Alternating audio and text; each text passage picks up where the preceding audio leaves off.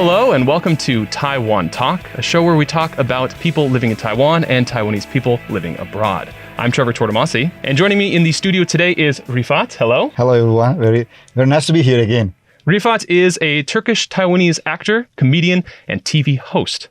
Rifat, how are you doing today? Very good. You have been in Taiwan for many years, and the world of entertainment for just as long. How did you find your way into the film called The History of Taiwan People in 2006? Actually, this was a very funny story because at that time, I just off my class. I was walking on the street and producers, they were looking for a guy. You got scouted on the street? Yeah, scouted on the street, and they asked me to be part of a film. And I didn't know that what was the purpose of that conversation. I said, is this real? Because I thought that maybe somebody want to cheat me. I mean, I don't know anything about the Taiwan at that time. I didn't know that. And they offered me a job. I need to be there for casting first. They need to take some pictures because they think that I look like George Leslie McKay from Canada, a dentist. Maybe you heard about him. He's very famous. And there is a hospital in Taiwan called George Leslie McKay, Majie Yuan. I said, okay. Then they took my pictures another day. And then I really realized that, okay, I really look like him. Or maybe he looks like me. Or he looks like me. I said, okay, why not? Then I started to do this kind of things, and I became the George Leslie McKay for that documentary of Taiwan people, the history of Taiwan. And I liked it because I'm coming from Turkey. I used to work as a travel guide in different languages. I was speaking in German. I was entertaining people actually in Turkey too. And then when I just came to Taiwan, I realized that Taiwan needs some foreign faces for entertainment business. And I said, okay, why don't I try some other things? Maybe I can achieve. And at that time, I started to try my chances in this business. So you had already been performing a little bit before when you were in Turkey. I was a guide. Actually, the tourism means entertainment. Right. Because I was a guide. I had the microphone. I was telling jokes to the people just without the cameras. Yeah. So they scouted the right guy. Yeah, maybe. It's like, it fits for my character. It was really fun. You were the first foreign artist in Taiwan's history to win a Golden Bell Award for Best Travel Host. Yeah. And that was from the show I, Walker. Can you tell us about that show? I, Walker appeared very later because I started to do first TV shows as a tiny guest. And then I started to do kind of like comedy club, comedy shows, stand-up comedy. And then they offered me a job. They said to me, okay, here's the contract, 5 years. Okay. Do you want to, work with us or not? 5 years is a long time. They said like 50-50, 50-50. I said, oh my God, this is a chance. They offered me a job as a host. And for the first time in Taiwan, it was the primetime travel show. Oh, I said, because at that time I didn't have enough money. I was thinking that, okay, I need to leave Taiwan because business, entertainment business, it's very hard to, maybe you can get in, but it's very hard to improve that career as a real entertainer. And then I said, okay, let's see. And I signed the contract and we started to do the show. And I never thought that I'm going to get the Golden Bell, which is the first foreigner in Taiwan television history. And then it became like sensation in Taiwan. At that day, I realized that, okay, I can do better. And also, actually, the thing that the vote gave many foreigners a hope. And look at now. Yeah. So many foreigners, they are trying for TV, for social media, new media, they are everywhere. Yeah, it's good. And proof that not only culturally, legally, you are also Taiwanese now. Yeah. So to prove that it doesn't need to be a person who grew up in Taiwan that can represent Taiwan, but also a person who came to Taiwan and lives here and became Taiwanese as well. Yeah, this is actually, I like it because you're from United States. You know the thing, like the entertainment business, you have many people from all around the world that they entertain people. Everyone's different and everyone's American, yeah. So what do you think was your biggest influence on that path to I, Walker? I think my character, I'm coming from Turkey. Turkey is a place which belongs to West and the East because Turkey also part of Europe, part of Asia. And I always get used to talk with foreigners. I've been through the bilingual education. I met with Germans. I met with Americans. So this kind of spirit gave me motivation. And I saw that people were laughing, people having fun. I said that, okay, I'm doing something good, that like very precious thing. Let people laugh. The thing is, because we need fans. The fans came. Also, I started to make money, and I met my wife, and I slowly became part of Taiwan. Before that, I was a foreigner. But then I realized that, oh my God, people respect me. People like my culture. People like my attitude, or maybe they like my accent, or sometimes my mistakes when I was talking in Chinese language. Then I married, and I said that, oh my God, I became Taiwanese. Yeah, it's changed, like, from foreigner to a Taiwanese guy. Yeah, part of Taiwan's journey. You said on your journey that you were doing some stand-up comedy. Yeah. You were doing some shows, and that is more freeform. That is what you write. You used to perform barefoot. It was fun, because the barefoot gives me, I feel like at home. And at those days, I was looking to show something to people, and I'm a very direct guy. I just went to the place. The first time I thought I was very nervous. I said, okay, what can I do for feeling better? And I thought that maybe the shoes. I took my shoes off, and I barefoot on the stage and shared my stories. Like maybe 3 minutes, and then the 3 minutes became 5 minutes. The next show, 5 minutes became 6 minutes. Then 7 minutes. 4 years later, I performed for 1,000 people. 1,500 students in the universities. It was very fun, but I'm not doing it in these days, but I really miss those days, because those days let me learn more about Taiwan, the culture, and also I started to learn how to entertain people in Chinese language, which is very different than other languages. Yeah, I was going to ask actually how I've watched the rapid evolution of stand-up comedy in Taiwan, but also the rapid evolution of kind of, I guess, just not to speak for Taiwan, but the evolution of humor in Taiwan, I think, is also a very apparent thing. Like the mixing of all these different cultures coming together. What makes something funny, and stand-up comedy as something that is becoming more popular, because that's a new way to express your humor in Taiwan. Have you been affected by this change, or has it inspired you to make new things? Inspired the way you approach comedy or writing? Stand-up comedy, it's now very popular in Taiwan, but we are talking about like almost 13 years ago. They're like 13 years ago, we didn't have any stand-up comedy. We were the first starters of stand-up comedy in Taiwan. It's 13 years can seem like a long time to some people, but it's not that long. It's not that long. It's very recent. But in 13 years, stand-up comedy became very popular. Yeah. As you know, many Taiwanese friends, they are doing many shows like American versions. At those days, I never thought that one day Taiwan will accept this culture, because at those days we were talking about stand-up comedy. People didn't know that what is stand-up comedy. I was talking that one-man show. They thought that like they know the xiangsheng or something. Yeah, they know the xiangsheng, but xiangsheng is very local, very traditional thing. It's not that very. It's very traditional way of humor. Yeah. But the stand-up comedy in United States, they have 100 years of like development. So in Taiwan, it's very new, but in 10 years, it became very popular. They sell tickets, many comedians, they are trying their best. It's good, but you have to be in the business. You have to, it's like a rock, but you have to always, they polish the rock and become better. Make it into a diamond. Yeah, but it takes time. It takes time. It is all about your skills, your talent also. It's all about observation. My comedy style was observational comedy. But the thing is, I'm using Chinese.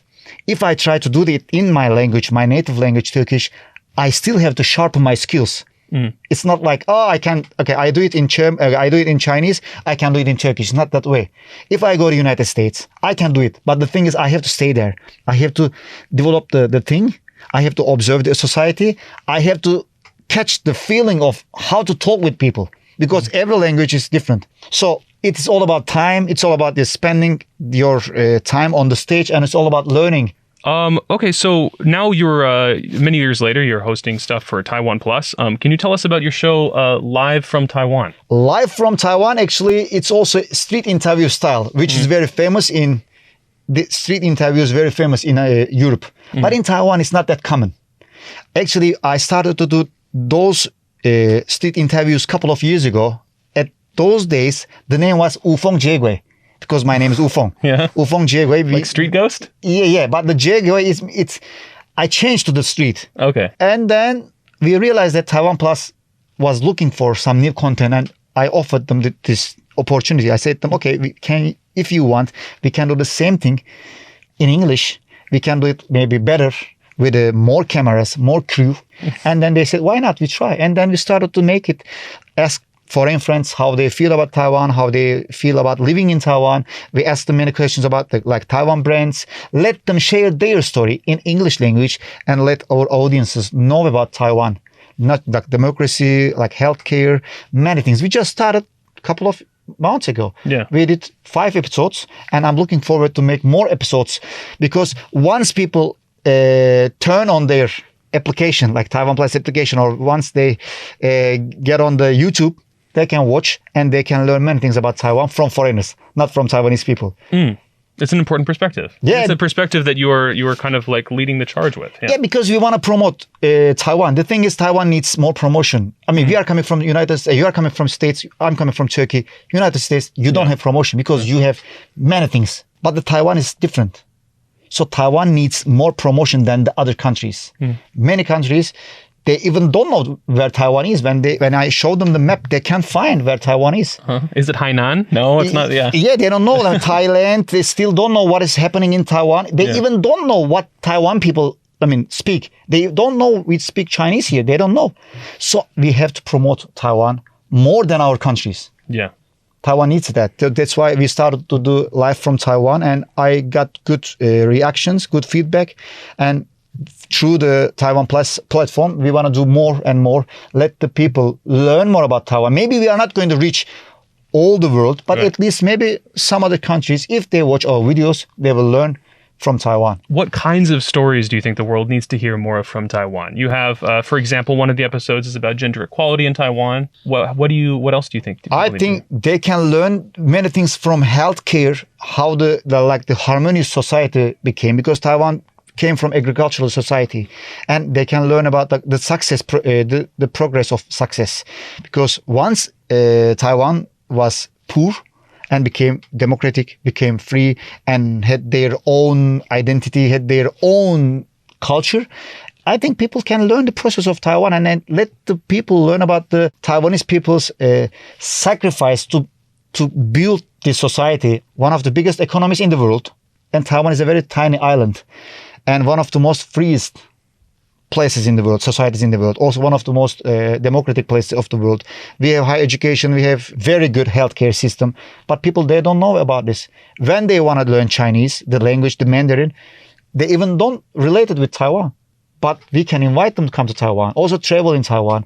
I mean, Taiwan is a part of modern technology. We have high tech, we have many things, but people, they don't know. Yeah, and there's a lot to say. So speaking of saying stuff in English versus Turkish versus Chinese, you are now teaching in the second season of TaiwanPlus's Legit Mando series for teaching Mandarin Chinese. You also speak many other languages. What has helped you the most when learning Chinese? I think the most important thing, I was lucky because I studied Mandarin in Turkey 4 years. And I learned in Turkey through Taiwanese friends because I had a teacher from Taiwan. I met very nice Taiwanese people and I learned about Taiwan, which I never know about. I never heard about it. And then when I got the offer, it was the time that let people learn more about the language, the Mandarin. And the foreigners, when they want to learn this language, they can think that Taiwan is also another option. Draw more attention from the world and they can come here. 15 years ago, how many foreigners were living in Taiwan? And now how many foreigners? You know, sometimes one man or one TV show can change a lot. When I first came to Taiwan, 2006, you know how many Taiwanese people were going to Turkey, you know? How many? 17,000 people. Oh, okay. 17,000. Yeah. From Taiwan to Turkey. That's a year. 17,000 a year. Not a lot. But before, not a lot. Yeah. But before pandemic, 2019, you know how many Taiwanese people going to Turkey? Became 100,000 people. 5 times more. Yeah. Because I was promoting Turkey to Taiwanese people. The same thing. 15 years ago, no more promotion. We didn't have any TaiwanPlus platform, but now we have. Think about it. If we keep doing this kind of things, 5 years later, you will see that many people from all around the world, they will choose Taiwan because of the language, culture, democracy, and the Taiwan resources. They will come here. We will integrate with the world. So looking forward, do you have any ideas or plans for future projects or hosting or performances? Yes, I definitely want to do more live from Taiwan. This is definitely because TaiwanPlus is it's like a baby. I want to make more shows for TaiwanPlus, like from Live from Taiwan, Legit Mando, or maybe others. I have plans for this platform to make better things, creative things, then let the people about the world, all around the world, know about Taiwan. This is one thing. Mm-hmm. This is for the TaiwanPlus. But my own life, also, I have to write books. I have to create many other products. And also I'm doing business. I want to bring more products from my country and introduce to Taiwanese people. This is also a thing. Another thing is I want to introduce Taiwan to my country because I mentioned before the interview, I'm now a correspondent for Turkish international media. Yes. I want to share more things. Yeah. And is there anything else that you'd like to say to the people of Taiwan? I always say the Taiwanese people, they have to broaden their visions. They don't always feel they're very shy. I want them there like directly to go to the other countries.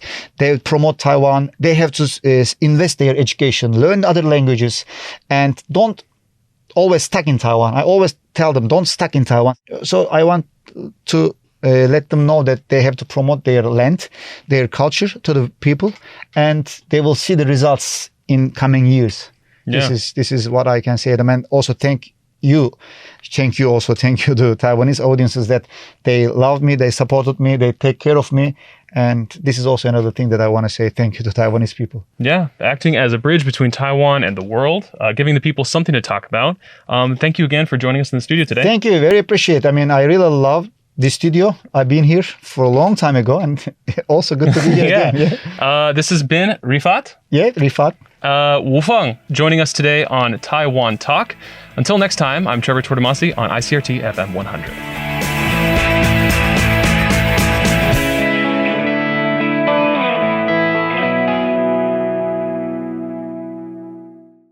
If you'd like to hear more from ICRT, you can check out our other podcasts. We've got Taiwan This Week, a roundup of the news in Taiwan every Friday, English in the News for useful English expressions explained in Chinese, and EZ News, spelled with the letters E and Z, for simplified daily news. For some lighter news in both English and Chinese, check out News Bites and News for Kids. And if you enjoy them, tell a friend.